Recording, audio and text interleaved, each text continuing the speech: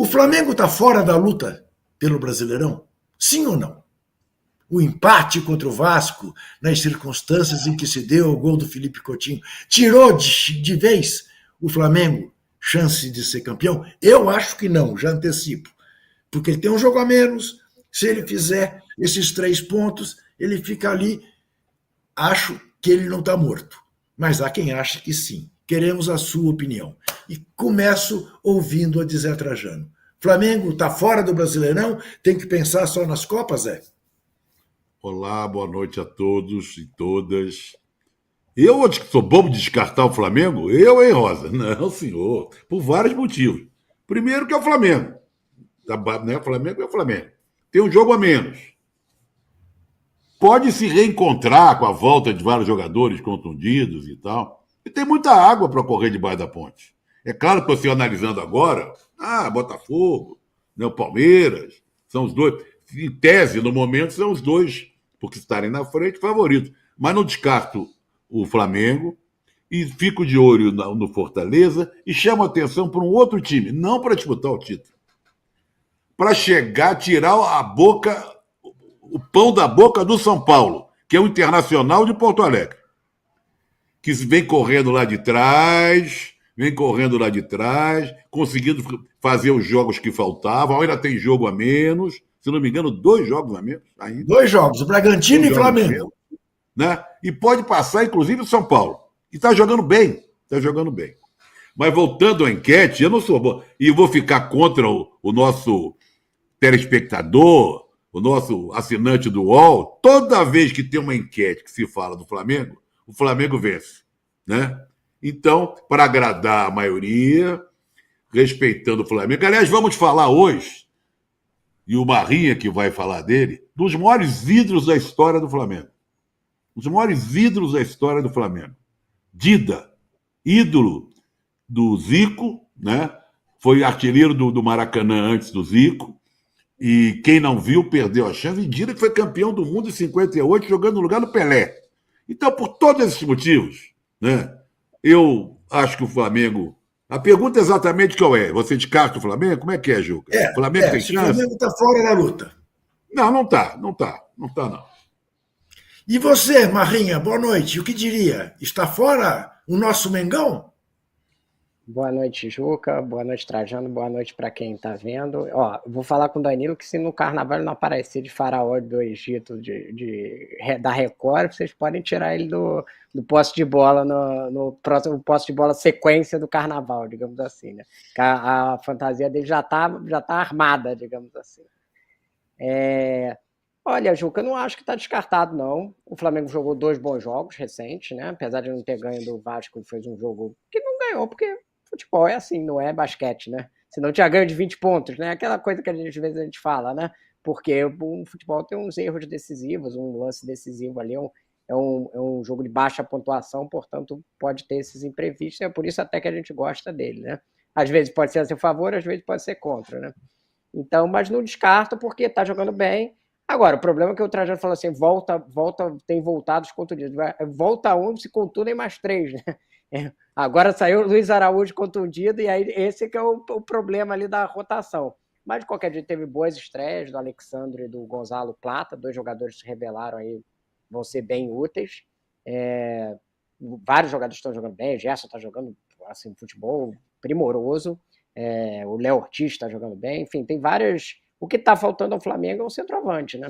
E se tivesse um centroavante, eu apostaria até mais. A diferença é grande para o Botafogo, 8 pontos. Se você for colocar na probabilidade, hoje o título está muito mais perto do Botafogo e do Palmeiras do que do Flamengo. Mas eu não acho que dá para descartar. Primeiro, porque tem oscilação eventual desses times.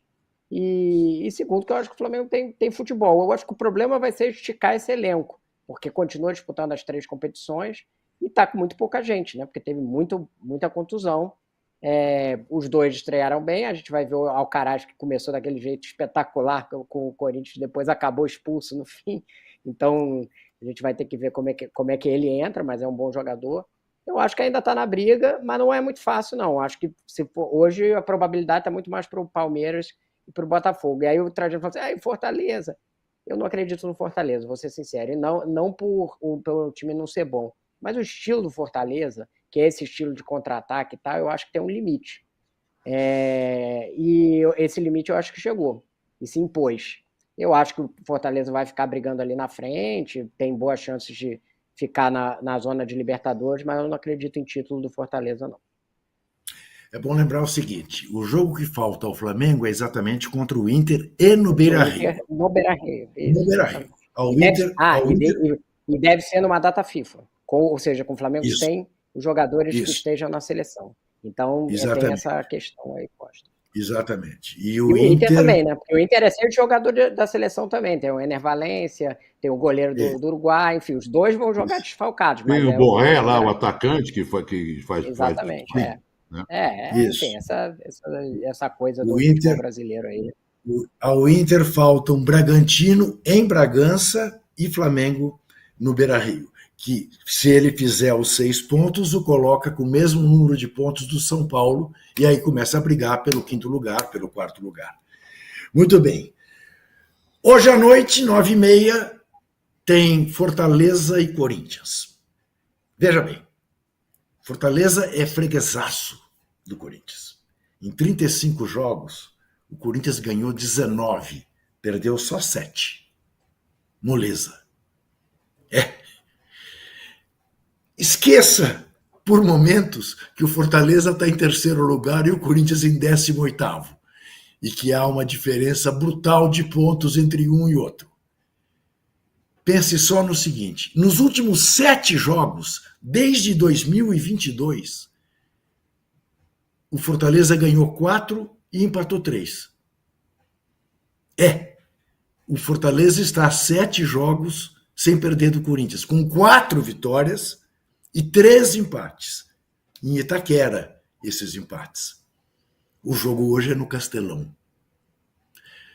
Dizer que o Fortaleza é freguês do Corinthians é o caso de dizer com o verbo no passado. Era freguês. Atualmente, a freguesia mudou. E vamos ter um encontro de 2 argentinos. Do Vojvoda com o Ramon Dias. Ramon Dias, que foi objeto de torcida de Vojvoda quando o Vojvoda tinha 7 anos de idade, na Copa do Mundo de 82, na Argentina. Na Espanha, o Ramon, centroavante da Argentina, fez o gol contra a seleção brasileira na vitória do Brasil por 3-1. Mas tomou um baile, né? Tomou um baile, era para ter tomado demais. 3-1 foi mentira, era para ter sido 5-1. Foi talvez a melhor atuação do Brasil. Mas o Vojvoda deve olhar para o Ramon Dias assim com uma certa reverência. Ô Zé, agora que eu já fiz todo o preâmbulo para pronunciar mais uma noite terrível na vida do Corinthians, você, como meu bom amigo e sempre me incentivando a resistir, diga a mim que é possível que o Corinthians saia de Fortaleza com um bom resultado. Nessa eu não vou ser seu amigo, não. Você me desculpe.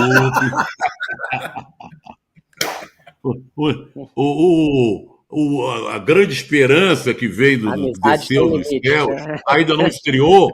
Ainda, né? O Memphis Depay, vou chamar de Memphis para ele não se zangar com a gente. Depois que a gente viu a coleção de carros, a coleção de relógios, as amizades dele, troca de figurinha com o Neymar, com o Daniel Alves, ainda não pisou no gramado oficialmente, só no treino. O Corinthians. É curiosa a situação do Corinthians, viu, Juca? Eu ia dizer que tinha pena de você, mas não tenho, porque é uma cobra de 2 cabeças, né? Ou de 3 cabeças. Quer dizer, o fato de estar lá embaixo no Brasileiro não tem nada a ver com a campanha dos outros, do Sul-Americano e da Copa do Brasil.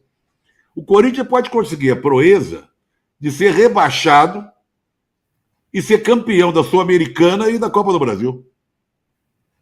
O que isso é inédito na história. Sim, é inédito. Tem o Palmeiras, né? Tem o Palmeiras que Palmeiras já foi no mesmo ano, foi rebaixado? Sim, ganhou a Copa do Brasil. Ganhou a Copa do Brasil. Mas não a Sul-Americana, sim. É o do tá aí, é uma coisa de louco. É uma coisa de louco. Eu até, agora sendo seu amigo, tá? Agora virando o disco. Eu até acredito que daqui para frente o Corinthians pode até melhorar, né, e se livrar do rebaixamento, porque trouxe até bons jogadores. Tirando o Garro, que já está jogando bem, um cracão e tal. Mas tem alguns jogadores que estão jogando pouco, estão entrando agora no time, que o Corinthians pode formar ali. Tem um bom zagueiro agora, tem esse Carrilho, o do Pelé lá, o Memphis vai jogar, né? Então, eu acredito que a situação vai melhorar e ele vai se livrar do rebaixamento. Agora, essa volta de Fortaleza é que eu acho difícil que aconteça com um grande sorriso, você entendeu? No canto da boca, todo feliz. Porque ganhar do Fortaleza lá, Juca, vai ser uma tarefa complicada. Mas vamos esperar. Eu não queria te Marrinha, decepcionar, mas vamos lá.